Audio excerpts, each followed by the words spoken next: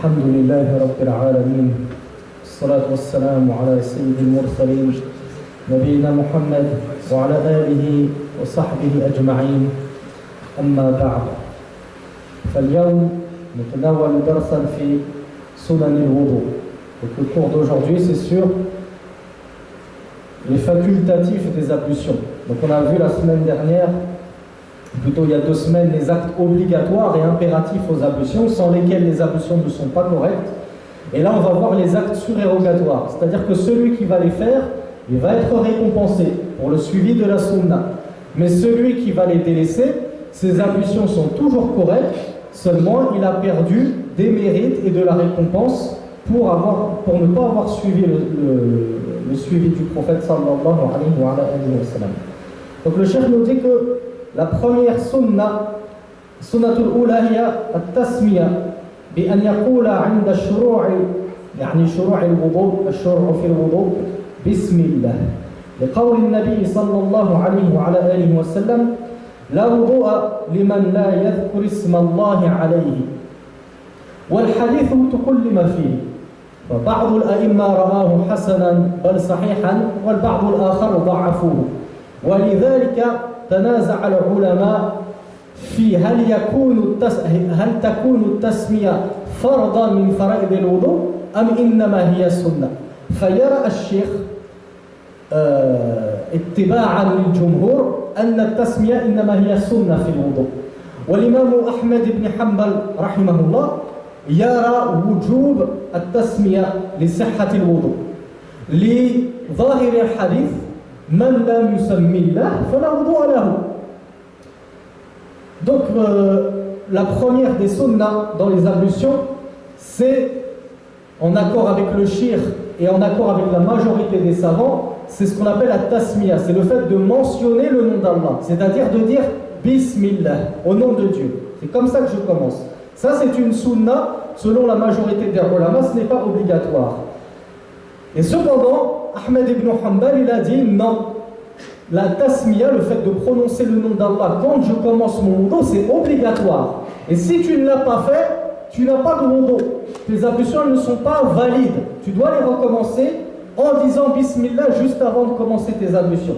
Et la preuve de cela, c'est la parole du prophète sallallahu alayhi wa sallam, point d'ablution à celui qui n'a pas évoqué Allah sur ses ablutions. Bon, déjà, ce hadith en lui-même, les savants ont divergé quant à son authenticité. Il y en a qui disent il est correct, il est sahih, il est authentique. Il y en a qui disent non, il est da'if, il est faible. Et en dehors de ça, en admettant que le hadith il soit correct, il soit sahih, تأوله بعض العلماء بنفي الإتمام نفي تمام الوضوء تمام فضيلة الوضوء وتأوله البعض الآخر بنفي الصحة نفي صحة الوضوء. Donc certains ulama ont dit ce hadith il faut le comprendre comme étant la négation de la perfection du wudu. Lorsque le prophète a dit celui qui n'invoque pas Allah sur ses ablutions, il n'a pas d'ablution, c'est-à-dire il n'a pas d'ablution complète et parfaite. La récompense qu'il va en prendre, c'est une récompense diminuée, mais ses ablutions sont toujours correctes. Alors que d'autres savants, c'est le cas de l'imam Ahmed ibn Hanbal rahimahullah, il a dit non, là ce que le prophète a nié, c'est carrément la validité des ablutions. Donc lorsqu'on dit pas d'ablution pour celui qui n'a pas mentionné le nom d'Allah, c'est-à-dire pas d'ablution valide. Vous êtes obligé de recommencer vos ablutions. Donc ça c'était juste pour vous expliquer un petit peu les divergences sur la question. La deuxième sunna, c'est rasul al-kaffayn thalathan qabla idkhalihima fi al-ina'i idha istayqadha min nawmihi لقول النبي صلى الله عليه وعلى آله وسلم إذا استيقظ أحدكم من نومه فلا يغمس يده في الإناء حتى يغسلها ثلاثا فإنه لا يدري أين باتت يده. La deuxième sunna, c'est le fait de se laver 3 fois les mains avant de les plonger dans le récipient si on vient de se réveiller. C'est-à-dire que si on ne vient pas de se réveiller, vous pouvez vous laver les mains 3 fois et les plonger directement dans le récipient. Donc par exemple, quelqu'un qui a dormi la nuit et qui se réveille pour Salatul Fajr, Barakallahu fik, yakfini.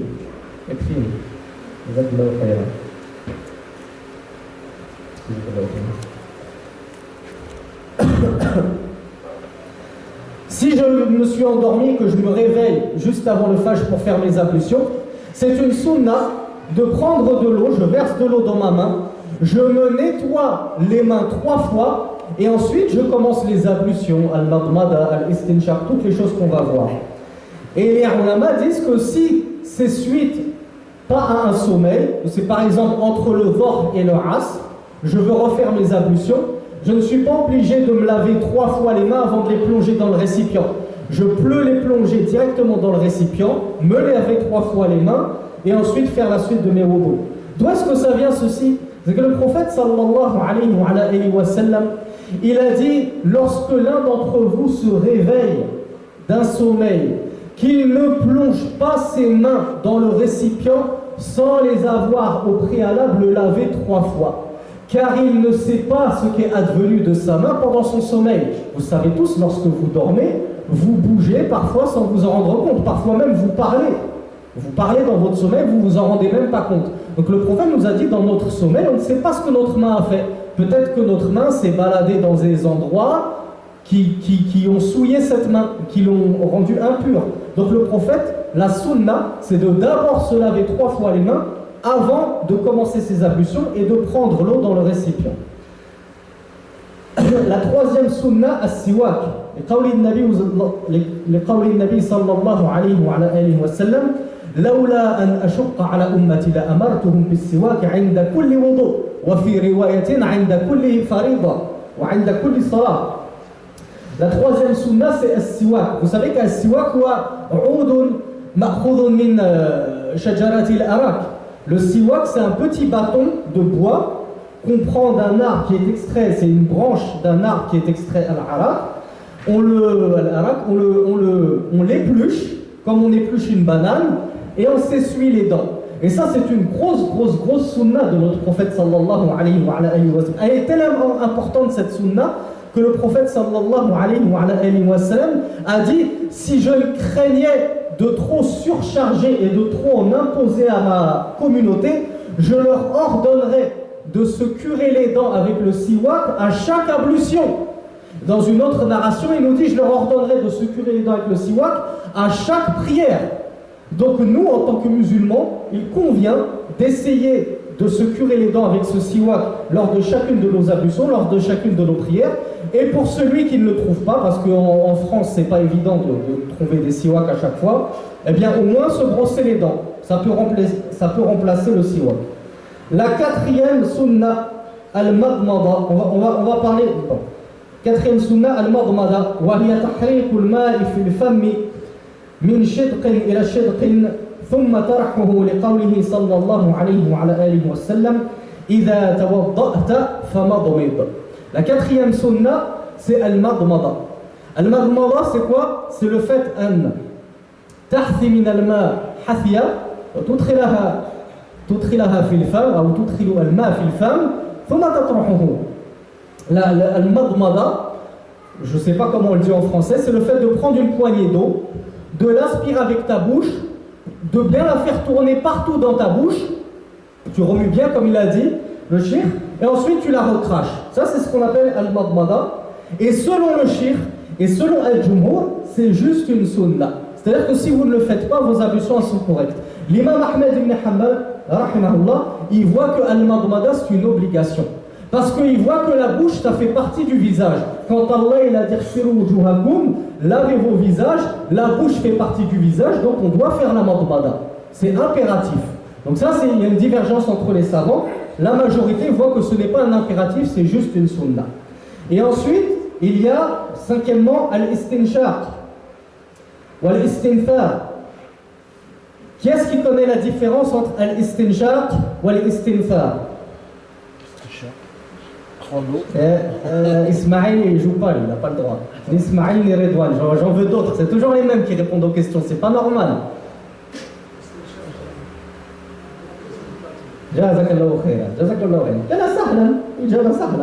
C'était une question très facile. Normalement, tout le monde aurait dû répondre en chœur. La différence entre al-istinshaq et al-istinthar, c'est que, on va lire la définition du shir. Wal-istinshaq, jazbul ma'i bil alf, والاستنثار طرحه بنفس أو بنفس لقول النبي صلى الله عليه وعلى آله وسلم وبالغ في الاستنشاق إلا أن تكون صائما. Donc al-istinshaq ou al-istinthar, ce sont deux sunnas regroupés en une seule, car c'est dans un seul et même mouvement. Al-istinshaq, c'est le fait d'aspirer de l'eau avec ses narines.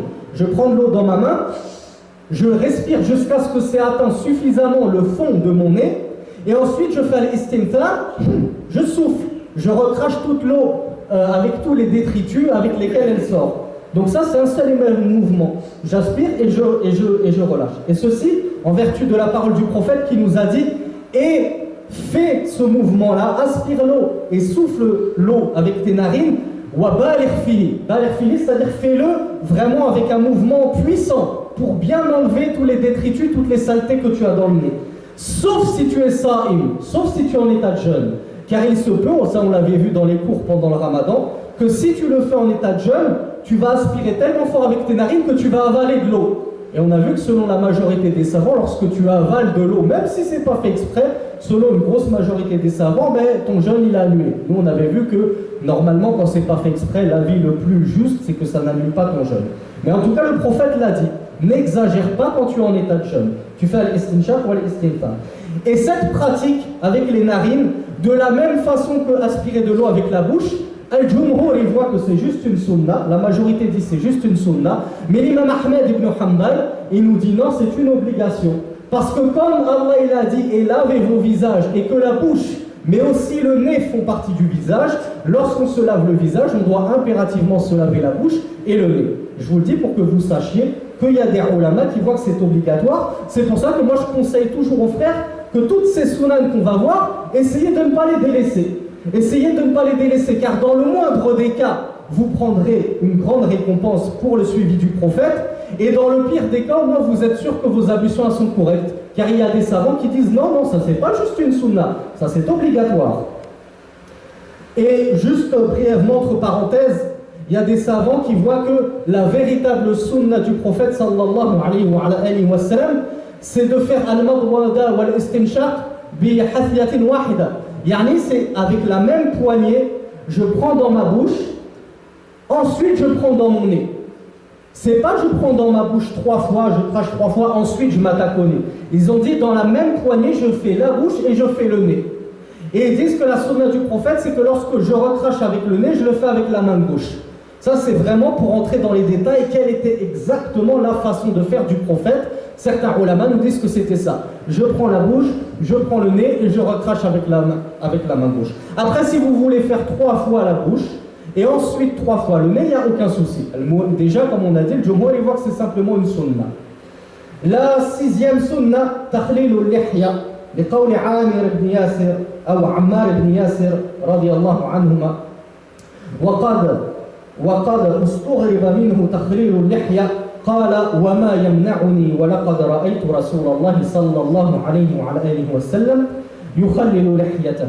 Donc la 6e sunna, et on va un petit peu s'y attarder, c'est le fait de, comment on appelle la takhlil en français, le fait de peigner avec les doigts sa barbe, de démêler sa barbe, on va dire. Donc ça, bien évidemment, ça concerne ceux qui ont une barbe. Normalement, on devrait tous avoir une barbe, mais ça, c'est un autre sujet. Donc ceux qui ont une barbe, et ouvrez grand vos oreilles parce qu'il y a quelques subtilités. Ceux qui ont une barbe qui est très légère comme la mienne, vous avez vu, ma barbe, elle n'est pas touffue, elle est rayou kathifa, elle est très légère, on voit la peau à travers, on voit le menton à travers, on voit toutes mes joues à travers ma barbe. Eh bien, ceux qui sont dans mon cas, qu'ils sachent que al-fard, l'obligation dans le wudu, lorsqu'ils se lavent le visage, c'est que l'eau touche toute la peau. Donc même la peau qui est sous la barbe. Pourquoi? Parce qu'on la voit cette peau, la peau du menton, qui est légèrement cachée par la barbe, il faut que l'eau la touche et la pénètre pour que mes ablutions soient correctes. Mais par contre, pour ceux qui ont une belle barbe épaisse, comme le prophète sallallahu alayhi wa sallam, eux c'est trop compliqué que l'eau pénètre et touche leur peau. Donc la sunna, ce qui est obligatoire pour eux, c'est lorsqu'ils se lavent le visage, de laver leur barbe superficiellement. Al-zahir, yamsahuna ala zahir al-lihya seulement. Ils essuient comme ça le visage et ils passent les mains aussi sur la barbe. On ne leur demande pas de frotter à l'intérieur de la barbe. Ça, c'est ceux qui ont une petite barbe comme moi qui doivent faire attention que l'eau ait bien touché la peau. Mais eux, leur barbe, elle est tellement épaisse que même en s'efforçant, ce serait difficile de toucher la peau. Par contre, c'est une sunna dans leur cas. On a dit que c'est obligatoire pour eux de nettoyer leur barbe, et la sunna, c'est ce qu'on appelle takhlilul lihya. Donc ceux qui ont une barbe bien épaisse, eux, la sunna, ce qu'il est recommandé, c'est de passer les doigts entre leur barbe pour bien nettoyer la barbe en profondeur et en intérieur. Et ça, c'est valable pour tous les poils du visage. C'est aussi valable pour les sourcils, pour la moustache. La sunna, c'est de frotter bien pour faire passer l'eau partout en dessous, mais ce n'est pas une obligation. Par contre, dans le rousse, c'est une obligation. Et ça, on le verra plus tard. Là, on est dans le chapitre des wudu, mais sachez-le juste, comme ça, vous n'attendez pas une semaine pour connaître la réponse.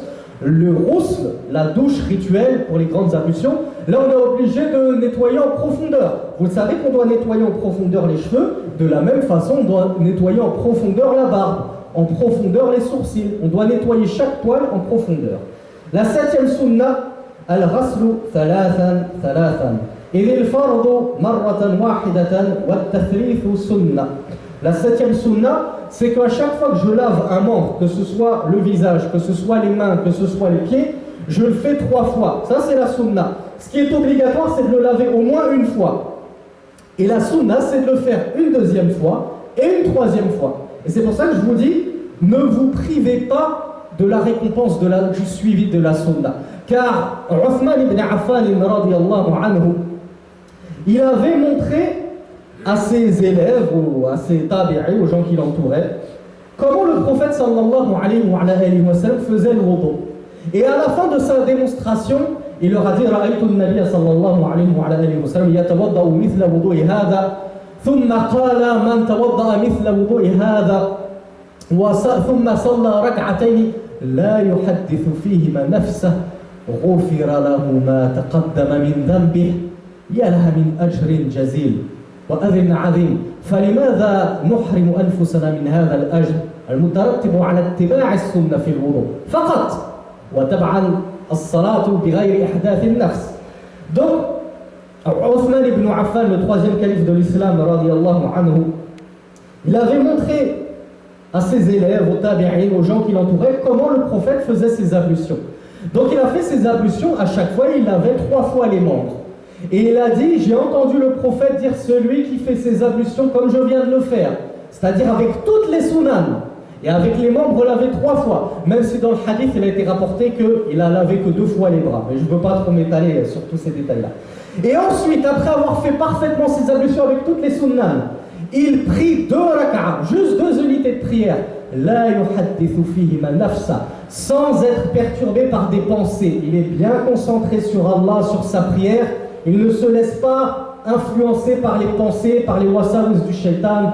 Est-ce que tu as pensé à acheter du pain? Est-ce que j'ai fait bien ci? Est-ce que j'ai fait ça? Est-ce que j'ai bien remis la lettre à mon patron? Non, non, je reste concentré. Le prophète, il a dit quelle est la récompense à celui qui fait ça? Les ablutions parfaites et 2 raka'a uniquement en étant concentré. Il a dit tout ce qui lui a précédé cette prière en termes de méfaits et de péchés, ils lui seront pardonnés. Allah lui pardonnera tout ce qui l'a précédé. C'est pour ça que je vous dis, mes frères, ne vous dites pas, ah, Cheikh il a dit que c'était juste une sunna, donc c'est bon, je peux le délaisser ma'alish. Non, ne vous privez surtout pas de cette récompense. La récompense, elle est énorme, elle est grandiose. La 8e sunna, مسح الأذنين ظاهرا وباطنا لفعل النبي صلى الله عليه وعلى آله وسلم ذلك. وهذا رأي الشيخ ورأي الجمهور. ورأينا أن الإمام أحمد بن حنبل يرى وجوب مسح الأذنين لقول النبي صلى الله عليه وعلى آله وسلم الأذنين من الرأس من مسح برأسه لا بد أن يمسح بأذنيه. Donc la 8e sunna, c'est le fait d'essuyer ses oreilles à l'intérieur, dans l'orifice du tympan, et en extérieur. J'essuie bien les oreilles. Ça, c'est une sunna, car ça a été rapporté que le prophète le faisait. Ça, c'est l'avis de la majorité des savants. Mais Ahmed ibn Hanbal, encore une fois, c'est celui qui a le plus d'obligations dans ses wudu, dans ses ablutions. Et il dit non, c'est une obligation. Pourquoi? Parce que le prophète, sallallahu alayhi wa sallam, il a dit les oreilles font partie de la tête. Or, on le sait que dans nos ablutions, c'est obligé de se nettoyer, d'essuyer sur la tête. Et comme les oreilles, elles font partie de la tête, eh bien, je suis obligé d'essuyer sur mes oreilles. Donc, C'est soit une sunna, soit une obligation. C'est pour ça que je vous dis ne délaissez pas les sunnas. Car il y a certains savants qui voient que certaines sunnas ne sont pas des sunnas, mais bel et bien des actes obligatoires. Donc on se nettoie les oreilles intérieurement et extérieurement. La 9e sunna, تخليل الأصابع في اليدين والرجلين لقول النبي صلى الله عليه وعلى آله وسلم إذا توضأت فخلل أصابع يديك ورجليك. La 9e sunna, c'est le fait, comme pour la barbe, de passer ses doigts entre la barbe, donc on avait dit de peigner la barbe, et bien là c'est le fait de passer ses doigts entre les doigts de la main et entre les doigts de pied. Ça c'est une sunna, mais attention, ne vous mélangez pas les pinceaux. Ce qui est obligatoire dans tous les cas, même si vous ne faites pas le tahlil, que vous n'essuyez pas bien entre les orteils, de toute manière, l'eau, elle doit toucher entre les orteils. Elle doit toucher entre les doigts. Vous vous rappelez ce qu'on avait dit pendant les douros du Ramadan? Que celui qui a une bague ne peut pas faire ses ablutions, essuyer ses mains comme se laver les mains sans enlever la bague. Car il y aura une partie de l'eau qui n'aura pas touché la surface qui est sous la bague. On avait dit pour les femmes qui ont du vernis à ongles, elles sont obligées d'enlever le vernis à ongles pour que les ablutions touchent tout le membre. Eh bien c'est la même chose pour les pieds et les mains. L'eau des ablutions, elle doit toucher toute la main, tout le pied, même entre les orteils. Si ça l'a touché, hasanan, vous n'êtes pas obligé de frotter comme ça à l'intérieur. Mais si vous savez que vous avez les doigts légèrement palmés, il y a certaines personnes qui sont nées avec des malformations. Ils ont les doigts très étroits comme ça, très rejoints, ne sont pas écartés. Eh bien là, il faut absolument vérifier que l'eau passe bien. Et si ça ne passe qu'en frottant avec les doigts, eh bien on le fait. Et sachez que la sunna ultime, pour ceux qui veulent vraiment suivre le prophète jusqu'au bout des doigts de pied, eh bien c'est de s'essuyer le petit doigt de pied s'essuyer entre les doigts de pied avec le dernier doigt. C'était ça la sunna du prophète. Il prenait son dernier doigt et il essuyait comme ça entre ses doigts de pied. La 10e sunna, التيامن وهو البداية باليمين في غسل اليدين والرجلين لقوله صلى الله عليه وعلى آله وسلم إذا توضأتم فابدأوا بميامنكم ولقول عائشة رضي الله عنها كان النبي صلى الله عليه وعلى آله وسلم يعجبه التيمن في أمره كله في تنعله وترجله وطهوره وفي شأنه كله. La 10e sunna, c'est le fait de toujours commencer par la droite. Lorsque je fais mes ablutions, lorsque je dois laver mes mains jusqu'au coude, je commence par le bras droit et ma main droite, avant la gauche. Lorsque je dois laver mes pieds, je commence d'abord par le pied droit et pas par le pied gauche. Ça, c'est juste une sunna. Si vous commencez par le gauche, vos ablutions sont correctes. Mais khalaftum sunna, vous n'aurez pas la récompense du suivi de la sunna. Et ceci, car le prophète sallallahu alayhi wa sallam a dit, lorsque vous faites vos ablutions, commencez par la droite, commencez par vos parties droites. Et Aïcha nous rapporte en disant, le prophète sallallahu alayhi wa sallam, il lui plaisait de commencer par la droite dans toutes choses. Dans son chaussage, lorsqu'il chaussait ses chaussures, il enfilait d'abord la chaussure gauche. Lorsqu'il se peignait d'abord du côté droit de la tête. Lors de ses ablutions, il commençait toujours par les membres de droite. Et dans toutes ses affaires. Dès qu'il y avait la priorité soit à droite, soit à gauche, le prophète sallallahu alayhi wa sallam la donnait toujours à droite. Pour les choses nobles, hein, on avait vu que quand on sort des toilettes, c'est le contraire, par exemple, parce que c'est un lieu d'impur. Donc là, on commence par la gauche. La 11e sunna, italatul ghurrati wa tahjil.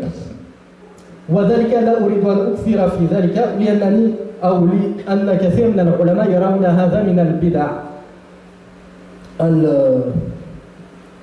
La 11e erreur, je vais très vite, la 11e sunna, c'est le fait de dépasser les membres des ablutions. Et ça, on l'avait déjà expliqué dans les cours précédents, si vous vous souvenez dans le livre sur les erreurs des prières. On avait expliqué que c'était une erreur de Abi Hurayra radiyallahu anhu, qui avait compris du hadith du prophète sallallahu alayhi wa sallam, tablughu al-hilyu min al-mu'min haythu yablughu al-wudu. Donc le prophète, il avait dit, les bijoux du croyant au paradis, ils atteindront l'endroit qu'a atteint les wudu. Donc Abi Hurayra, comme il voulait un max de bijoux, il voulait plein de bijoux sur ses bras, plein de bijoux sur ses jambes, eh bien il rajoutait exagérément dans le wudu. Et au lieu de se laver le bras jusqu'au coude, il remontait jusqu'à l'épaule. Et au lieu de laver ses jambes jusqu'aux chevilles, il remontait jusqu'au mi-mollet. Et donc ça, on a expliqué que les ulama, ils ont dit, personne n'a suivi Abi Huraira dans cette sunna. Tous les compagnons ont dit non, non, non, on fait comme le prophète l'a fait. Le prophète, il n'a jamais été rapporté qu'il a monté jusqu'à l'épaule, qu'il est monté jusqu'à le mi-mollet. Donc c'est même une bid'a, c'est même une innovation de croire que c'est bien de le faire. Mais ça, Abu Huraira, ghaniyun min an yaghfi min hadha al-khata wa huwa maghmurun fi hasanatihi. Donc ça, la mushkila fi.